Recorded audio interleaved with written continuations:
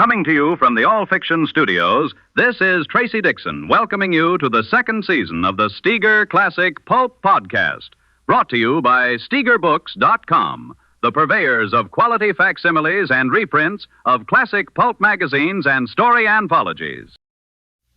Please help us grow our audience by following our shows, telling your friends, and leaving us a comment. We'd appreciate it. Now join us as we kick off the season with a run of 3 stories featuring Richard B. Sale's ace reporter, Joseph Daffy Dill. Where better to begin than with Daffy's debut story in the November 3rd, 1934 issue of Detective Fiction Weekly. Why would anyone kidnap a dead man's brain? Is it a madman's jest or a stroke of sinister genius? Let's find out. It's a cold, snowy night in New York when Daffy slips into one of his favorite gin joints to warm up. Chapter 1. Bill Latham's Hideaway Club was going full blast when I mushed in my tired huskies out of the frozen north of Broadway. The spot was getting a good play for so early in the evening. It was only midnight, and despite the snowstorm. Latham, I saw, was nothing more than a living grin at the chink of the coppers into the cash registers. He saw me as I pushed past the lunatics by the check room, and he came over, looking like a Siamese cat, and stuck out his paw. Hello, Daffy. Come on in and have your poison on the house. It's a big night for me. I'll take you up on that, by God. I shook hands with him. I'd better, while you're in the humor. Tomorrow you'll be squeezing my jeans if I don't pay up on my account. Aw, Daffy, don't be like that. You know me. I'm your pal. Sure I know. I made a cutting motion across my throat with my finger. He burst out laughing and slapped me hard on the shoulder. He sure was right. I like you, Daffy. You got a sense of humor. I gave him a dead smile. Funny how the old man can't appreciate it. He down on you again? No more than usual. He disallowed my swindle sheet this week. The hell of it is, 4 bits of the $8 was legitimate. Ah, well, those are the breaks. I glanced around the pub and took in the crowd. Anybody here, Bill? Come across. You know what I'm after. Latham shrugged. Pretty quiet, Daffy. Nice people, mostly. You know. He seemed to recall something. Oh, say, remember Gert Dodge? Sure, the little blonde doll. Well, she's over at the bar filling her skin. She's crocked now, and in my business, even if I ain't a news hound, that means she's got a story on her chest. Thanks. I left him and went over to the bar, where Shorty McInnis was sweating his weight off, shaking cocktails. Shorty was an old pal of mine. He had juggled beer mugs for years in the old 3-spot, my pet speak, before repeal. He winked at me when he saw me and wiped his beefy face. I winked back at him and pushed through the night owls until I could park a foot on the brass rail. What'll you have? Shorty asked, ignoring the soprano on my left who was yodeling for a Manhattan. An old-fashioned, Shorty. While he was throwing it together, I took a look around. Gert Dodge was on the far side of the bozo next to me on my left. Her eyes were sort of glazed, full of reddish veins, and they looked as though she'd had a good sob. As I watched her, she tossed off the rest of a sidecar, shuddered as she gulped it down. She was fully oiled right then, and I didn't understand what kept her pins from buckling under her. Shorty passed me my drink. I flickered my thumb in Bill Latham's direction. On the house tonight, the boss has gone gratis in a big way. Okay with me, Daffy, Shorty said, taking the shrill soprano's bid. I drank the old-fashioned slowly. While I did so, I noticed Gert Dodge giving me the eye, but holding back as if she were debating something. I pretended not to see her and went on swallowing. It wasn't bad rye. In a few seconds, she came over and tugged on my sleeve. Hey, ain't you Joe Dill of the Chronicle? Daffy Dill to you, Gertie. How's tricks? She stumbled into the bar next to me, pushing the bozo aside, and rested her elbows on the rim and her face on her hands as she stared hard at me. thought I recognized you. She did her damnedest to keep her eyes open. You're a leg man, ain't you? When I have news, I'm called a leg man. When I have not, I am called numerous other and not-so-pleasant names. Why ask, Gertie? Could you hand me a yarn? She leaned over the bar. Could I give you a yarn? She saw Shorty, and he reminded her of liquor. She turned to me. Buy me a shot, Daffy. Sure. I said this with enthusiasm which plainly showed that Bill Latham was paying for my debauchery. Name it. Same as you. I snapped my fingers. Shorty, another. He got the signal. I turned back to Gert. What this yarn you're insinuating? It's a Lulu. She shook her head dully. It's a natural, Daffy. Only I'm the fall guy. I perked up a little. You never can tell what a doll will carry around in her vacuum. Go on. Somebody stole your man? Honest, Daffy. She grabbed the old-fashioned that Shorty set down in front of her. I'm not kidding. I said it was a Lulu. You're breaking my suspenders. Spill it, kid. You're in some jam. Maybe I can help you out. She downed her drink in one gulp and turned around to me and grasped the lapels of my coat. She looked as though she were going to bawl. You couldn't help me. Nobody can get me out of this rap. Rap? I finished my drink quickly, set it down, and pulled her away from the crowd. Let's get out of here, Gertie. Hand me the lowdown. What have you gotten into? I piloted her for the exit, planning on forcing some fresh air in her lungs before I had to carry her. She was too tight to protest. Outside, the snow in her face and the snap of the cold brought her out of it a bit, and she walked more steadily. I'm losing patience, Gertie. Let me have it. She looked at me in a silly way and then tapped my shoulder. Follow me. She wheeled and started to slither away through the snow. Where to? I caught her by the arm as she skidded into a hack driver standing by the curb. My place. I'll show you something. You wouldn't fool me. There is a yarn? Daffy. She raised her left hand with an effort. So help me. It's a Lulu. Then for God's sake, let's get out of this Arctic and take a cab. I only live around the corner. I let her steer me into a dark, cheap shack, hoping to hell she was sober enough to remember where she roomed. She seemed to know where she was heading. She took me up 3 flights of squeaking stairs through a hall that smelled as musty as my desk at the Chronicle. Finally, she reached the door she wanted. She took out a key and tried to find the lock where the hinges were. Ixnay, we can't waste the week. I'll open it. I took the key. I unlocked the door and gave her back the key. She turned the knob and threw the door open, beckoning me to come in. From where I stood, the room looked like any other flophouse. Rickety furniture was covered with cretonne that had fed the moths since the war. I followed her in and closed the door. There's your yarn, Daffy. She pointed in the general direction of a black rocking chair on the other side of the room. God! Strength went out of me, like liquor went into me. I felt weak, and at that particular moment, you could have blown me over with a whistle. There was a dead man sitting in the rocking chair. Chapter 2. At first, I couldn't make out who it was. In the center of his face, all bluish and raised up into a welt like the bite of a giant mosquito, there was a bullet hole. The blood had leaked out of the hole and had plastered his features. Both of his hands were resting easily on the arms of the chair. He stared at us with open eyes. Who's the stiff? Gertie had taken a seat on the sofa. She looked as though she were going to flop any moment. Her head dropped down into her hands. I went over and shook her. Who's the stiff? Charlie Morelli. She replied like she was hypnotized. Morelli. I peered at the features. Not the same Morelli who was mixed up with Limpy Castle's gang last fall. Not that undertaker. That's him. Well, for God's sake, come across. Don't sit there getting sick at a time like this.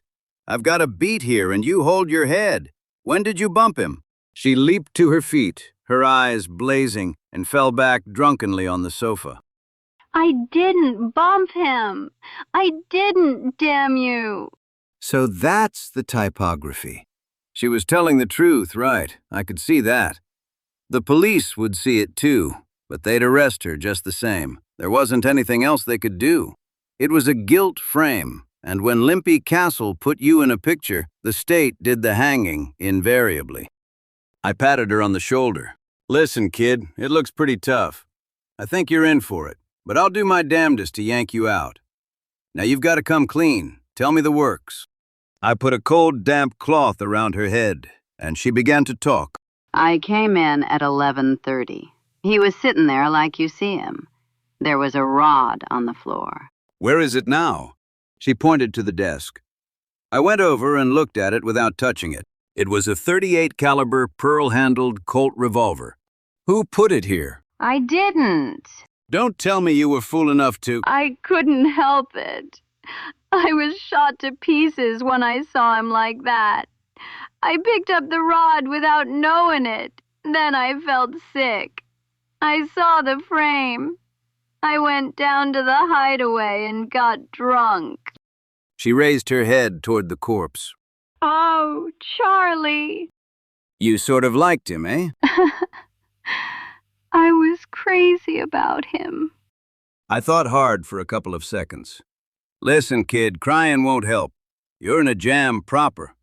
The only way of getting out is to find the bird who really did it on. I know. As she opened her mouth to speak, I added, It was Castle, sure, but he and his lambs have cast-iron alibis for the evening. How about your own? Gert shook her head. No alibi. Hell, that's just ducky. Got any idea why Morelli was bumped? No, but it was something he was working with Castle on. I know that. She flared as recollection surged through her. Charlie told me only last night that Castle was pulling a job that would net 50 grand. Charlie's split was 10. What was the job? Don't know. Haven't you any idea? Was it the coffin racket like they were pulling last spring? I don't think so. She shook her head. It wasn't that. Castle said something about a brain. That's all Charlie would tell me. The 50 grand brain. That ain't a natural for a head in 24 point. Now listen, kid, you've got to sit tight. You'll have to take the rap and keep your mouth shut. Don't spill a thing, get it?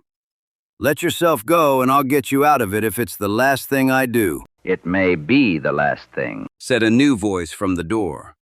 I wheeled around on my heel, startled. Detective Sergeant Bill Hanley stood there, his fedora tipped back, overcoat buttoned up around his neck, and a toothpick between his lips. Hello, Papa. Naughty boy. Are you playing accessory after the fact? Cut it out. I stared at him thoughtfully, and then took a glance at the dead man. How in hell did you know about this? He smiled, moving into the room. Somebody phoned into headquarters and passed on the tip. Inspector Calloran sent me up. What's the dope, Daffy?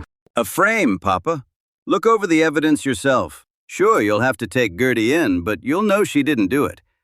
Listen, who telephoned the tip? We don't know. We traced the call to a public booth in Gray's on 43rd Street. Gertie, they even nailed down the lid of your wooden kimono. Those boys didn't miss a trick. Well, look, Papa, all you want to know is right here. I've got a story right under my beak, and I'm going after it.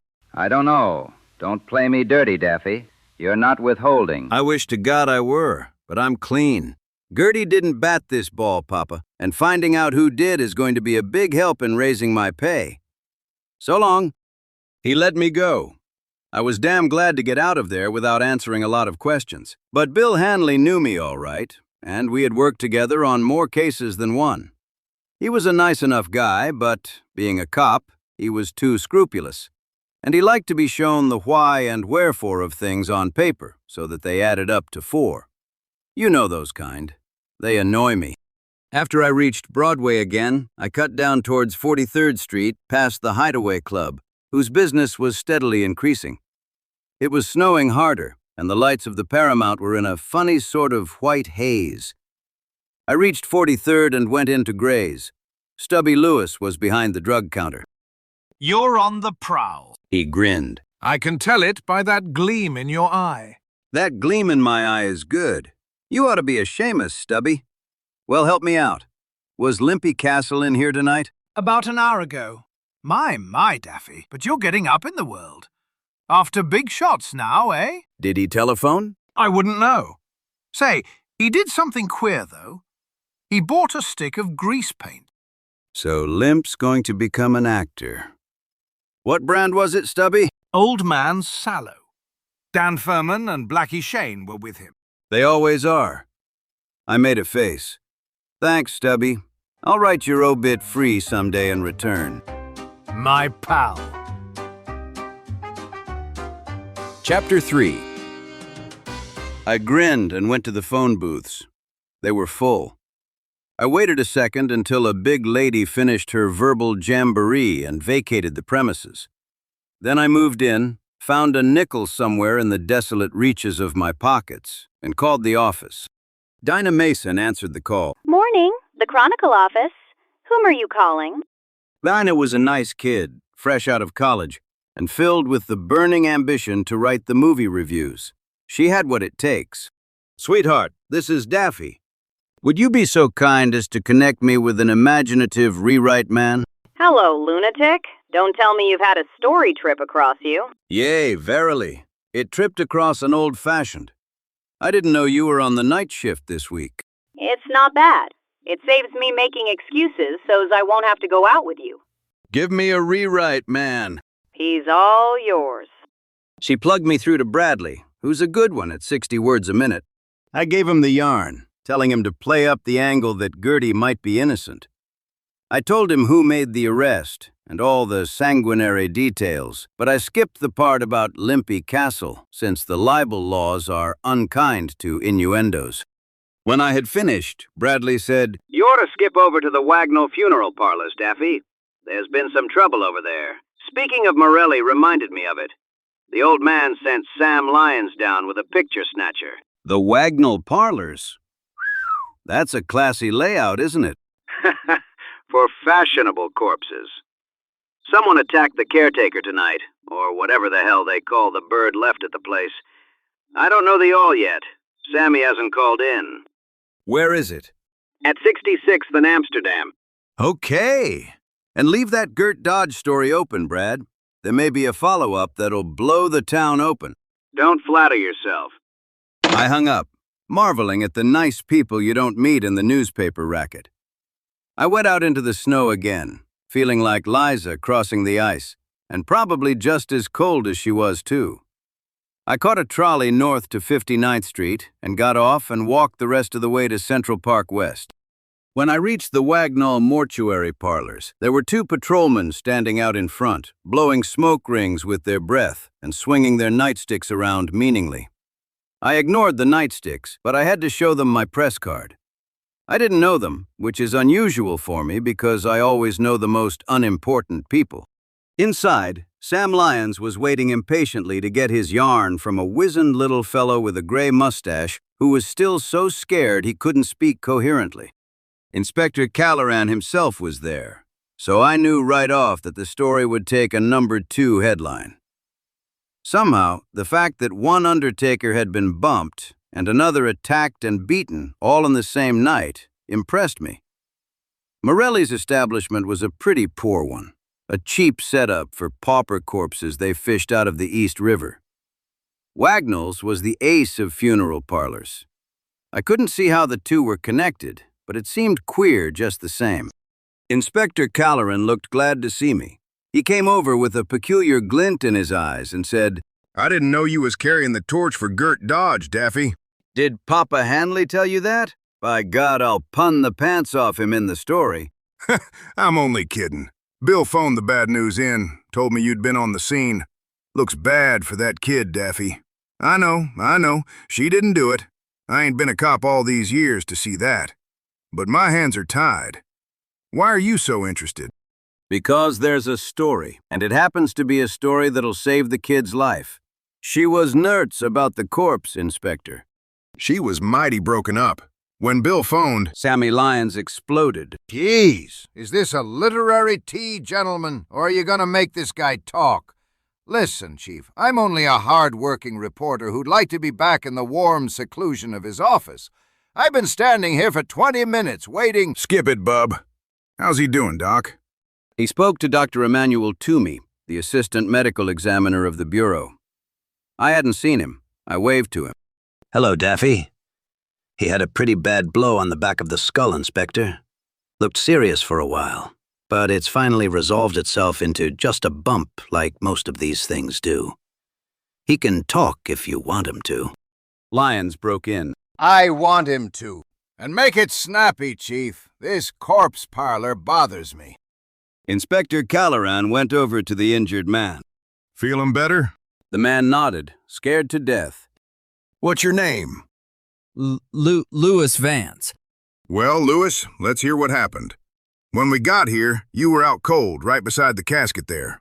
One of your apprentices, that pimply kid there, found you and called in. He pointed to a terrified young fellow with big eyes. I was on the night shift. Nothing to do but fix up a body. It's in the laboratory past that door. He nodded. Suddenly, 3 men came in. They were masked, and they had guns. They told me to keep quiet. One of the men attacked me. I bit him in the hand, but he cracked me on the head with his gun. That's all I know. What'd they take? Sammy asked, scribbling. The place ain't been disturbed. I looked all around, and they didn't take anything. A wonder they didn't lift that nickel casket. That's a silver casket. Fern Woodruff is in it. He was to be delivered tomorrow morning. Hi! I walked over to the kimono and fingered it thoughtfully. Fern Woodruff, eh? You people got the job of fixing him up? Yes, and an honor, too. There isn't a parlor in New York that's had as big a corpse as Woodruff to handle. Who's Woodruff? For God's sake, Sammy, don't you ever read the papers? Fern Woodruff died yesterday, the passing of one of the world's greatest scientists. All America mourns its great loss. Thousands. I get it. Come to think of it, I did see a squib on the obit page. A squib? Cut it out, you two. So you bit one of the birds in the hand, eh, Louis? Which hand? The right one. He carried the gun there. Bite him hard? Vance gritted his teeth, his eyes flashing.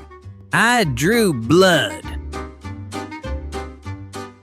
That concludes Part 1 of the Steger Classic Pulp's presentation of The 50 Grand Brain. This AI Repertory Theater production was produced and directed by Keith Bryan Shaw. Tune in next time for Part 2 to find out who and why done it. Remember to help us grow our audience by following our shows and telling your friends. Be sure to leave us a comment. This is Tracy Dickson, ending transmission. Thanks for listening.